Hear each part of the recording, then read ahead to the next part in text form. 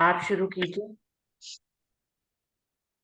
बोलिए श्री प्राणनाथ प्यारे की जय, सतगुरु महाराज की जय, समस्त सुंदर साथ की जय। प्रणाम जी, सभी सुंदर साथ जी को भी प्रणाम जी। कैसी झूठी निस्बत में करते थे गुजरान। कैसी झूठी निस्बत में करते थे गुजरान। अब निस्बत भाई अर्श की, अब निस्बत भाई अर्श की, लेते संग सुभान, लेते संग सुभान। कैसी झूठी निस्बत में करते थे गुजरान। कैसा पाया रूह कबीला, कैसी पाई हक निस्बत, कैसे दुख से निकस के, कैसे दुख से निकस के, पाई साची नामत, पाई साची नामत। कैसी झूठी निस्बत में करते थे गुजरान। कहाँ रात दिन गुजरान करते थे, अब पाया अरस रात दिन। कहाँ रात दिन गुजरान करते थे, अब पाया अरस रात दिन।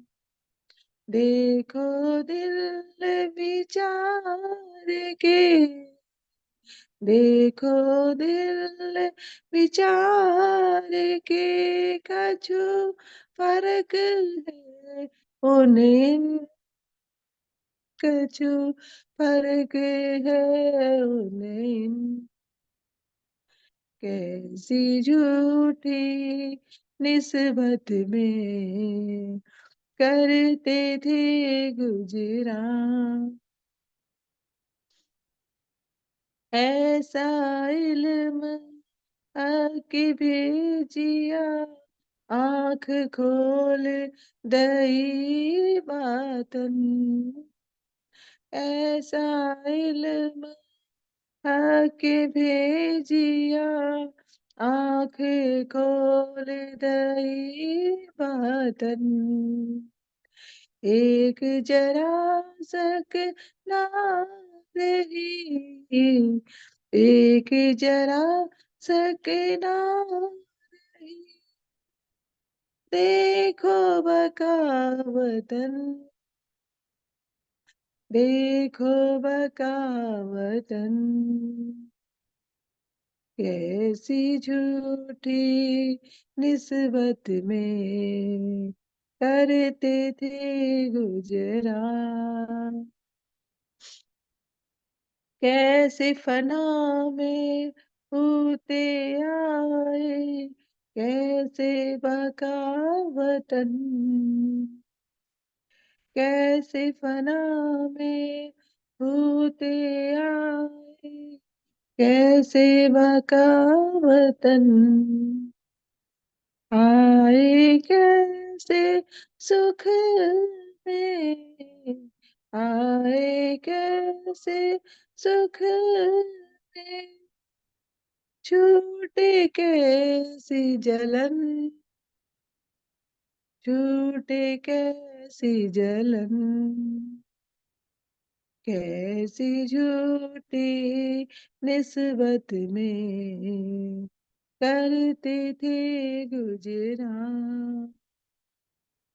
श्री महामत कहे ए मोमिनो जो दिए थे दिल बुलाए, श्री मोहम्मद कहे ए मोमिनो जो दिए थे दिल बुलाए,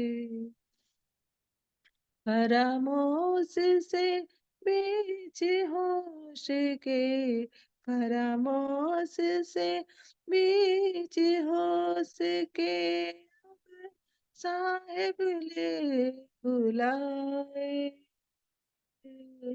सतगुरु ले बुलाए, कैसी झूठी निस्बत में करते थे गुजरान, अब निस्बत भाई अर्श की, अब निस्बत भाई अर्श की, लेत संग सुभान, लेत संग सुभान।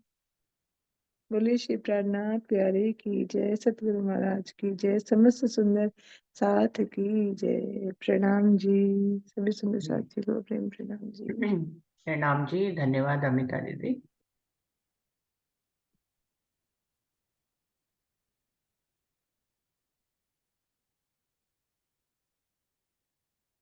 शुरू करते हैं। सुंदर साथ जी चल रहा था, महाराजा छत्रसाल जी के ऊपर कविता सुना रहे थे प्रताप सिंह जी। मेला चल रहा था नौतनपुरी का, और वहां धनीदास जी आए हुए थे बहुत से संत और महंतों के साथ।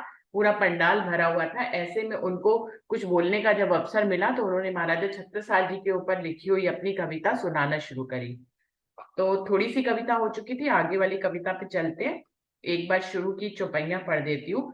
शूरा अति शूर, वीरा अति वीर, धीरा अति धीर, पन्ना धीश, तेरी चाल अलग तेरी बात, ढाल अलग तलवार अलग थी छत्रसाल, तेरा रण तांडव था दर्शनीय, रणहुंकारे अवलोकनीय, रिपु रिपुदल रिपुदलन हेतु घुसना दल में था छत्रसाल उल्लेखनीय, 10 मुंड इधर 10 मुंड उधर 10 भाग रहे आगे आगे, तेरी बात अलग तेरी जात अलग तेरी घात अलग थी छत्रसाल, तेरे भले भाई की फुंकारें तेरी जुल्फिकार का सर राना, तेरी ललकारों की धाक विकट भय खाकर रिपु का गिर जाना, कुछ टापों से कुछ दांतों से कुछ धक्कों से यमपुर धाये, तेरी मार अलग ललकार अलग प्रहार अलग था छत्रसाल, मर्दों में मर्द रावों में राव, शाहों में शाह थे सर्वोत्तम, तुम एक मिसाल बनकर उतरे था मुकाबले का किसमें दम। यहां तक हम लोगों ने पढ़ ली थे सुंदर साथ जी। आगे कह रहे हैं, सन्मुख आते ही जेर हुआ, तेरी चोट न सह पाया कोई, वीरता वीरत्व अलग शूरत्व अलग व्यक्तित्व अलग था छत्रसाल। मतलब जो कोई भी तुम्हारे सामने आता था वो पीला पड़ जाता था, वो अपने आप ही पहले ही हार मान लेता था। तो सन्मुख आते ही जेर हुआ, तेरी चोट न सह पाया कोई, आज तक तुम्हारी घात को तुम्हारी चोट को कोई दुश्मन सह नहीं पाया, वीरता वीरत्व अलग शूरत्व अलग, कि हे छत्रसाल तुम्हारी तो वीरता ही अलग थी, तुम्हारा शूरवीर पना ही अलग था, व्यक्तित्व अलग था छत्रसाल, हे छत्रसाल तुम्हारा तो व्यक्तित्व भी बिल्कुल अलग था, थे धर्म भीरु भावुक पूरे, थे बेमिसाल सेवक सज्जन, सदगुर सेवा उल्लेखनीय उल्लेखनीय इष्टाराघन, कि थे धर्म भीरु भावुक पूरे, तुम पूरी तरह से भावुक व्यक्तित्व वाले थे और धर्म के भीर थे, धर्म के योद्धा थे, धर्म की ध्वजा को पकड़ने वाले, आगे जो शूरवीर होते हैं जो धर्म की ध्वजा को सबसे आगे आकर पकड़ते हैं। तो कह रहे हैं, थे धर्म भीरु भावुक पूरे, थे बेमिसाल सेवक राजन, तुम्हारी कोई मिसाल नहीं दी जा सकती, तुम कहने को तो राजन थे राजा थे लेकिन तुम बहुत बड़े सेवक भी थे। राजा का क्या काम होता है? प्रजा की सेवा करना, और आप तो अपनी सदगुर की भी बहुत सेवा किया करते थे। तो कह रहे थे बेमिसाल सेवक राजन, कहने को तो तुम राजन थे लेकिन तुम बेमिसाल, तुम्हारी मिसाल नहीं दी जा सकती, तुम ऐसे सेवक थे। सतगुर सेवा उल्लेखनीय, तुम्हारी तो इतिहास में अपने सतगुर की गई सेवा भी उल्लेखनीय है। उल्लेखनीय इष्टाराधन, तुम अपने इष्ट को किस प्रकार से प्रेम करते थे, उसके ऊपर तुम कैसे समर्पण करते थे, ये भी इतिहास में उल्लेखनीय है। उन्होंने अपना तन मन धन कुर्बान किया था। अगर बड़ा क़यामतनामा में महाराजा छत्रसाल जी की आप सारी बातें पढ़े तो उन्होंने अपने गुणंग इंद्रियों तक को सदगुरु के ऊपर निछावर किया था। पूर्ण निछावर करने का मतलब ये था कि उन्होंने अपने तन मन धन को तो निछावर किया ही था, अपनी गुणंग इंद्रियों को, अपने राज्य के हाथी घोड़ियों को निछावर करने के साथ साथ अपने मन की लगामों को, इन सबको भी निछावर कर दिया था। थे आप सरोवर भक्ति रस और सगर थे बल पौरुष के, तेरा रंग अलग तेरा ढंग अलग तेरा द्वंद अलग था छत्रसाल। थे आप सरोवर भक्ति रस के, आपको तो भक्ति रस का सरोवर कहना चाहिए, तालाब कहना चाहिए, यानी कि आपके अंदर भक्ति रस कूट कूट के भरा हुआ था। और समर्थे बल पौरुष के, और आपको तो पौरुष बल का एक समर्थ व्यक्ति कहना चाहिए, यानी कि महाराज छत्रसाल जी ने इतनी युद्ध किए कि उनको पौरुष के रूप में, पौरुष बल वाला कहा गया, कि सबसे ज्यादा पौरुष बल उनके अंदर था, जो औरंगजेब जिसके आगे नहीं टिक पाया तो उसके आगे और कौन टिक सकता है। तेरा रंग अलग, तो ऐसे देखा जाए तो तेरा तो चलने का रंग भी अलग था, तेरा ढंग भी अलग था, तेरा द्वंद अलग था छत्रसाल। ये छत्रसाल, तेरा द्वंद भी बिल्कुल अलग था। लोग हजारों राजा होते हैं, उनका द्वंद जो है जमीन जीतना और राज्य करना होता है, लेकिन तुम्हारा द्वंद था धर्म को फैलाना, तो तुम्हारा तो द्वंद भी अलग था। धर्म अवलंबित के मुकुट आप, विकराल काल खल मानव के, अन्यायी के तुम न्याय दंड रणतांडव तुम दल दानव के। कह रहे हैं धर्म अवलंबित के मुकुट आप, धर्म का जितने भी समुदाय होते हैं उनके ऊपर तुम शीश मुकुट की तरह शिरोमणि हो। जैसे मंदिर होता है, उसका कलश जो है वो सबसे ऊंचा माना जाता है कि भाई पूरा मंदिर बन गया, अब उसके ऊपर कलश चढ़ाया गया। तो ऐसे ही वो कह रहे हैं धर्म के अलंबियों का जो समुदाय होता है उसके तुम मुकुट थे, शिरोमणि थे। विकराल काल खल मानव के, तुम काल के विकराल रूप थे, खल मानव के, तुम जो दुष्ट मानव होते हैं उनके लिए तुम एक विकराल काल की तरह थे, एक मौत की तरह थे तुम उनके लिए। अन्यायी के तुम न्याय दंड, जो अन्याय करने वाले थे उनको तुम न्याय पूर्वक दंड दिया करते थे। तो तुम दंडित तो करते थे, लेकिन किसके लिए?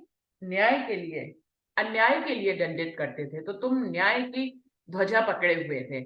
अन्यायी के तुम न्याय दंड रण तांडव तुम दल दानव के, जो दानवों का दल होता है, ऐसे मनुष्य जो दूसरों को मारने के लिए आगे आते हैं, ऐसे दानवों के समुदाय को के बीच में तुम युद्ध के बीच में तांडव करने वाले तुम कहलाते थे, कि अन्याय करने वाले मानवों के ऐसे दानवों के तुम बीच में के समुदाय में तुम तांडव करते हुए दिखाई देते थे। तुम आदमियत थी आदम की, थी शक्ति अमर पर आत्म की, तेरी देख अलग तेरी रेख अलग तेरा भेष अलग था छत्रसाल।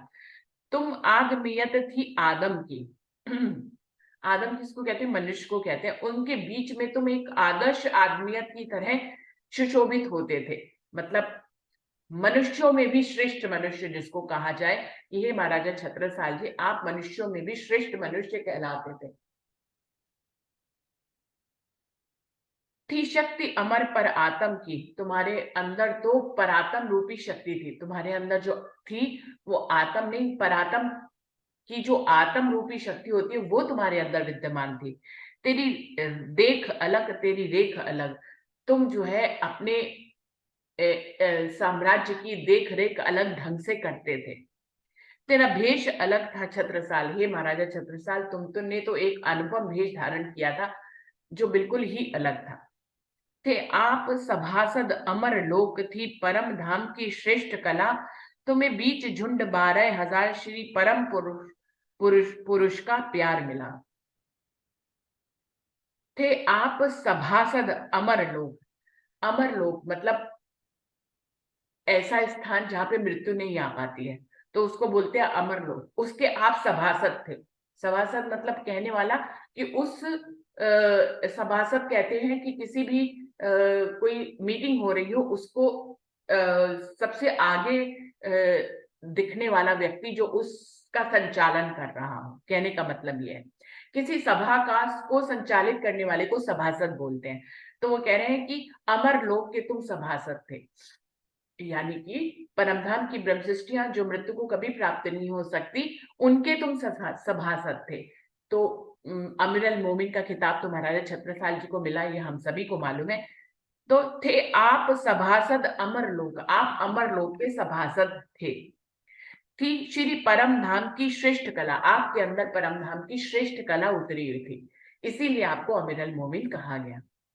तुम्हें बीच झुंड 12,000 थी परम पुरुष का प्यार मिला। 12,000 की का जो झुंड यहाँ पर आया है ब्रह्मशिष्यों का, उनके बीच में आपको परम पुरुष जैसा प्यार मिला। मतलब अमीरुल मोमिन खासल खास मोमिन जैसा आपको आप इस उपाधि से आपको सुशोभित किया गया। क्यों? क्योंकि आपने ऐसा कार्य करके दिखाया, आपने अपने सद्गुरु के ऊपर निछावर होकर दिखाया। तो कह रहे हैं तुम्हें बीच झुंड 12,000 श्री परम पुरुष का प्यार मिला। तुम्हें अपने परम पुरुष सद्गुरु महाराज का प्यार भी मिला, और तुम 12,000 ब्रह्म शिष्यों के बीच में शोभायमान सर्वश्रेष्ठ थे। तुम तुम यकता थे अपनेपन में, थे भक्ति प्रेम के परवाने। तेरी शक्ति अलग, तेरी भक्ति अलग, अनुरक्ति अलग थी छत्रसाल। तुम यकता थे अपनेपन में। तुम तुम्हारे अंदर बहुत अपनापन था, अपनेपन के तुम मिसाल थे। तुम यकता थे अपने मन में, अपनेपन में, थे भक्ति प्रेम के परवाने। और आपको तो भक्ति का परवाना कहना चाहिए। इतनी भक्ति कूट कूट के आपके अंदर भरी हुई थी कि आपको भक्ति का परवाना कहा जाता था। तेरी शक्ति अलग, तेरी भक्ति अलग। हे छत्रसाल, तेरी तो शक्ति भी अलग थी, तेरी भक्ति भी अलग थी, अनुरक्ति अलग थी छत्रसाल, तेरी अनुरक्ति भी सबसे अलग थी। हे छत्रसाल, परनाम कीर्ति सुत तुमको, परनाम तुम्हें है सा कुंडल, परनाम तुम्हें है भले भाई, सादर प्रताप करता पल पल। कह रहे हैं कीर्ति पुत्र उनको कहा गया है। कह रहे हैं परनाम कीर्ति सुत तुमको, मतलब इतनी कीर्तियों के आप को धारण करने वाले थे, तो आपको कीर्ति पुत्र सुत ही कह सकते हैं। कीर्ति के पुत्र कहा जा सकता है आपको। इतनी कीर्तियों को आपने सुशोभित किया था, अपने आपके ऊपर इतनी कीर्तियां शोभायमान थी कि आपको कीर्ति का सुत मतलब कीर्ति का ही पुत्र कहा जा सकता है। आपको प्रणाम है कोटि कोटि, हे कीर्ति पुत्र, आपको कोटि कोटि प्रणाम है। प्रणाम तुम्हें है साकुंडल, आपके अंदर सकुंडल की आत्म थी। हे सकुंडल की आत्म, आपको शत शत प्रणाम है। प्रणाम तुम्हें है भले भाई, आपका घोड़ा जो आपकी युद्ध में हमेशा आपके साथ रहता था और वो उतने ही जौहर दिखाता था, तो हे भले भाई, आपको भी शत शत प्रणाम है। सादर प्रणाम करता पल पल, सादर प्रताप करता पल पल, प्रताप सिंह आपको पल पल प्रणाम करता है। जो ओजस्वी तलवार तुम्हें प्रणाम निवेदन करता हूं, तेरा दान अलग, ईमान अलग, इस इंसान अलग था छत्रसाल। हे ओजस्वी, तुम्हारी वो ओजस्वी तलवार जो किसी का खून नहीं करती थी, खाली वो धूप में चमकती थी तो दुश्मन खुद ही जो है एक दूसरे को जो है मार के खत्म कर देते थे। वो तुम्हें कभी किसी को मारना नहीं पड़ा उस तलवार से, तो उस ओजस्वी तलवार को भी मेरा शत शत प्रणाम है। ओ ओजस्वी तलवार तुम्हें प्रणाम निवेदन करता हूँ, हे ओजस्वी तलवार तुम्हें निवेदित होकर तुम्हें प्रणाम करता हूँ। प्रताप सिंह जी कह रहे हैं तेरा दान अलग, तुम जो दान करते थे वो भी अलग था। ईमान अलग, तुम्हारा तो ईमान भी बिल्कुल अलग था। इंसान अलग था छत्रसाल, हे छत्रसाल, तुम इंसानों में सर्वश्रेष्ठ इंसान थे, बिल्कुल अलग इंसान थे। तो इस तरह से ये कविता छत्रसाल जी के ऊपर प्रताप सिंह जी ने लिखी, जो नौतनपुरी के मेले में वो जो है धनीदास जी के सामने सुनाते हैं, और बहुत से सुंदर साथ जी भी उस समय बैठे होते हैं। तो क्या होता है, वाह वाह श्री धनीदास के मुंह से निकली कई दफा, कविता के पश्चात बुलाकर निकट मंच पर हमें कहा। वो कह रहे हैं कि प्रताप सिंह जी की कविता को सुनने के बाद धनीदास जी के मुंह से कई बार वाह वाह वाह वाह निकली। और कविता खत्म होने के बाद उन्होंने मंच पर उन्हें अपने पास बुलाया भी।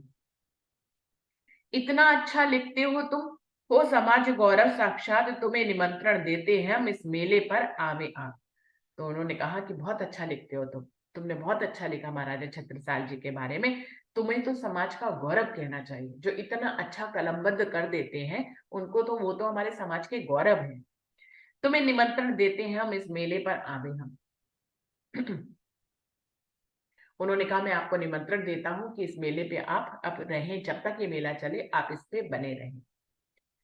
हम सतगुरु की ओर इशारा करके बोले ये जाने, जहां ले चले चले जाएंगे, इनका हुक्म नहीं टाले। तो महाराज प्रताप सिंह जी बोले कि मैंने महाराज जी राम रतन की तरफ इशारा करके कहा कि ये मेरे सतगुरु हैं, सब कुछ इनके ऊपर निर्भर करता है। ये जहां मुझे हुक्म करते हैं मैं चला जाता हूँ, और जहां जाने के लिए मना करते हैं वहां मैं नहीं आता हूं। मैं इनका हुक्म नहीं टालता हूँ, ये मेरे सतगुरु हैं।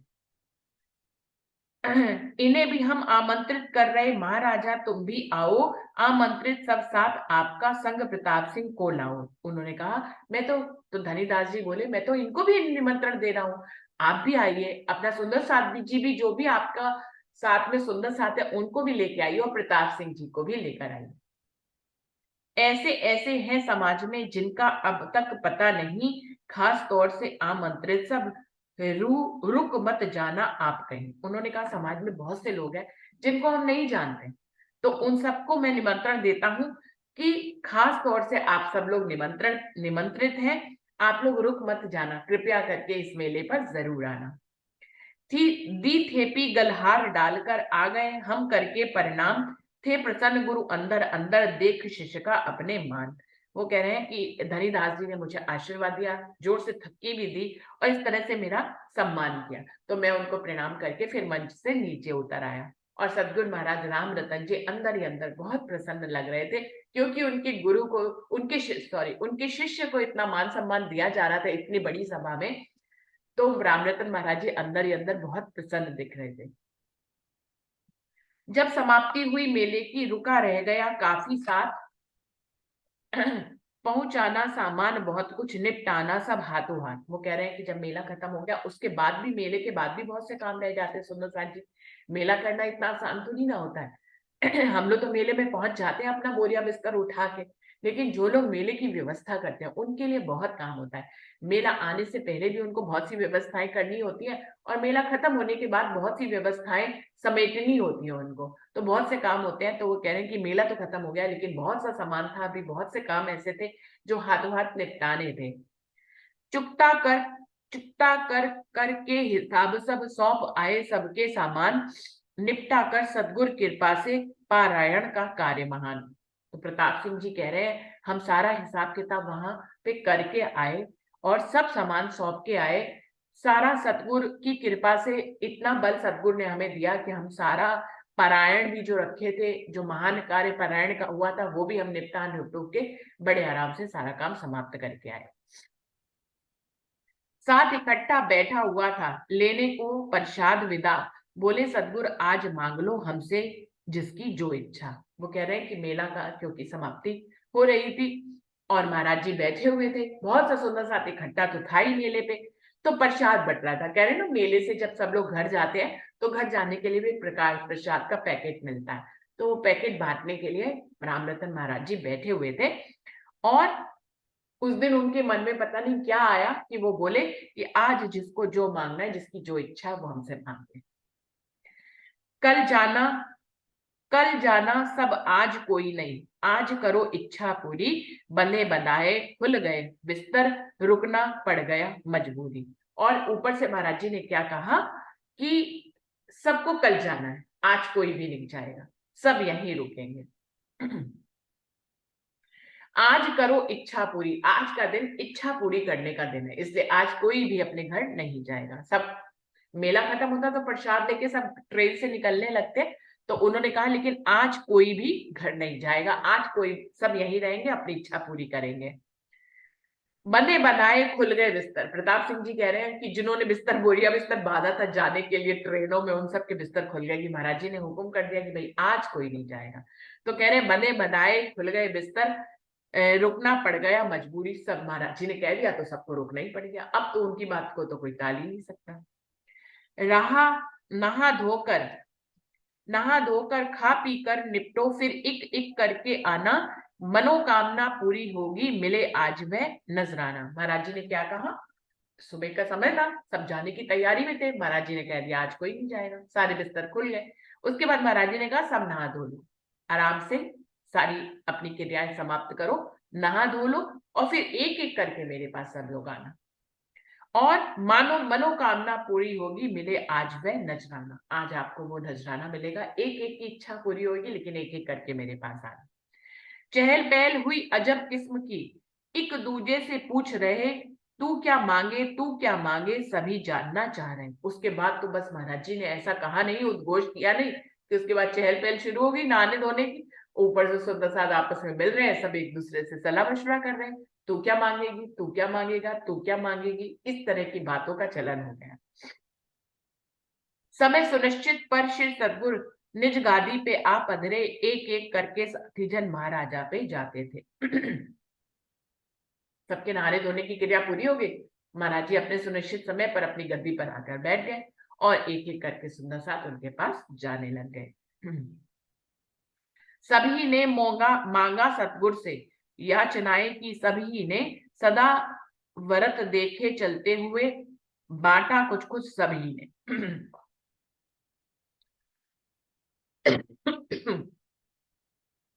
हर किसी ने सतगुरु से कुछ ना कुछ मांग ही लिया। अब जब उन्होंने खुद ही ऐलान कर दिया कि कोई कुछ भी मांग सकता है, तो सब पहुंच गए, सबने कुछ ना कुछ मांगा।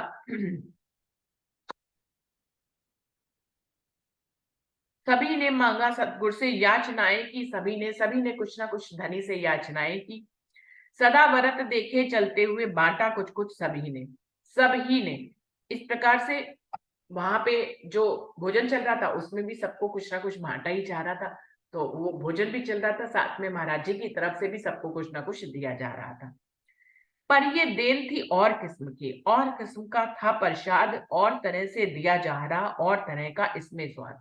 वो कह रहे हैं लेकिन ये जो प्रसाद दिया जा रहा था महाराज जी की तरफ से, उन्होंने कहा था सबकी इच्छा पूरी होगी, पर ये देन थी अलग किस्म की, लेकिन ये बिल्कुल अलग तरह का प्रसाद दिया जा रहा था। और किस्म का था प्रसाद, ये प्रसाद बिल्कुल अलौकिक था, अलग तरह का था, और तरह से दिया जा रहा, और देने का ढंग भी महाराज जी का एक अलग ढंग का था, और तरह का इसमें स्वाद, इसमें जो स्वाद था वो एकदम बिल्कुल अलग था। पता न किस किसने क्या मांगा, आया नंबर अपना भी, हमने भी जाटे का मत्था मांगा, हमसे गया नहीं। वो कह रहे हैं मुझे तो प्रताप सिंह जी लिख रहे हैं ना, तो वो कह रहे हैं कि पता नहीं किसने अंदर जाकर महाराज जी से क्या क्या मांगा, हमें नहीं पता, लेकिन जब हमारा नंबर आया तो हम जब अंदर गए, महाराज जी को मत्था टेका, तो हमसे कुछ मांगा ही नहीं गया। वो कह रहे हैं हमने हाथ उठाकर मत्था, आंखों आंखों हमें कहा,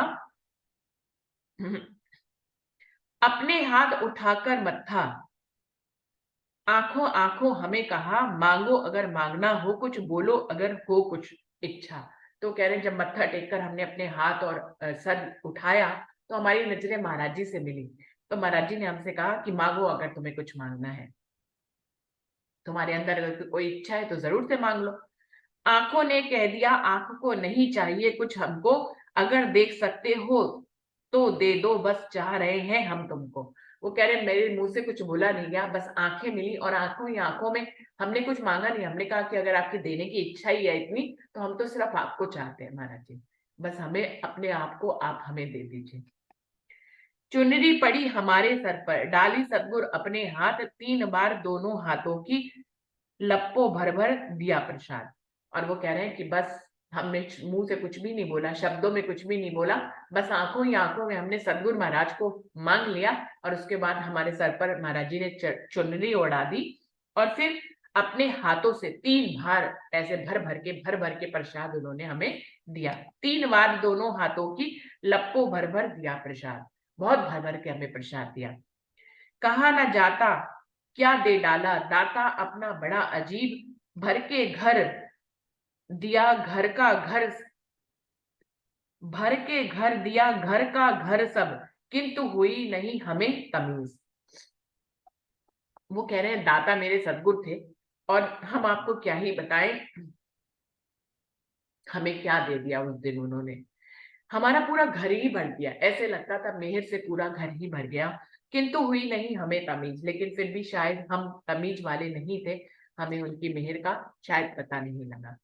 तो ये प्रसंग यहीं पे था, उनकी कविता वाला जो खत्म हुआ, प्रताप सिंह जी ने बताया। आगे का प्रसंग है नौतनपुरी की यात्रा को।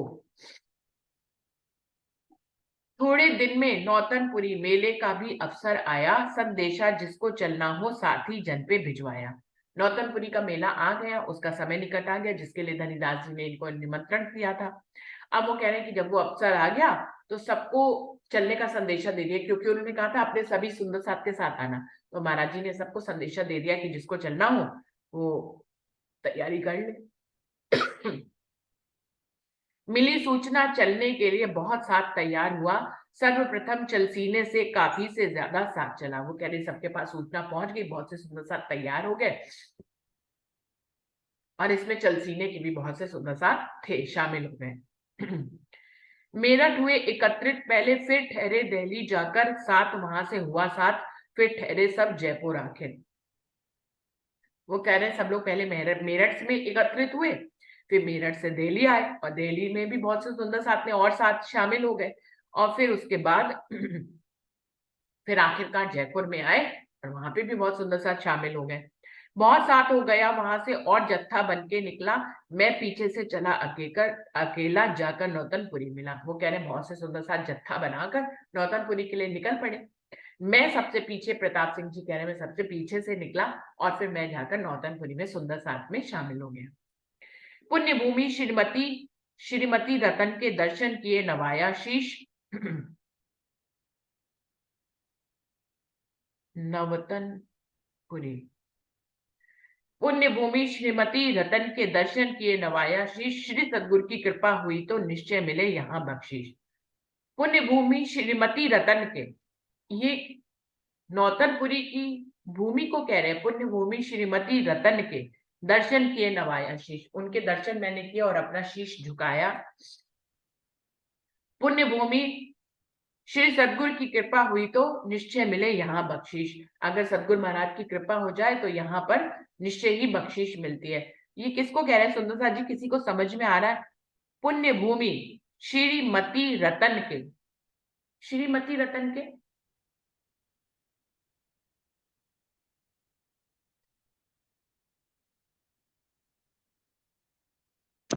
प्रणाम जी दीदी। दीदी हो सकता है राम रतन महाराज जी की जो पत्नी थी उनके लिए कह रहे हो। मुझे भी ऐसे ही लग रहा है, क्योंकि शायद रास्ते कोई जगह पड़ती हो जहां पे नौतनपुरी के लिए वैसे तो सुंदर साथ जा रहे थे। तो ये लिखा तो यही है कि पुण्य भूमि श्रीमती रतन के, श्रीमती रतन के दर्शन किए, नवाया शीश। उनकी पत्नी के लिए कह रहे हूँ कि श्रीमती रतन की पुण्य भूमि पर सब मैंने दर्शन किया और अपना शीश झुकाया। श्री सदगुरु की कृपा हुई तो निश्चय मिले यहाँ बख्शीश। महाराज जी की अगर कृपा हो जाए तो निश्चय यहाँ पर बख्शीश मिलती है।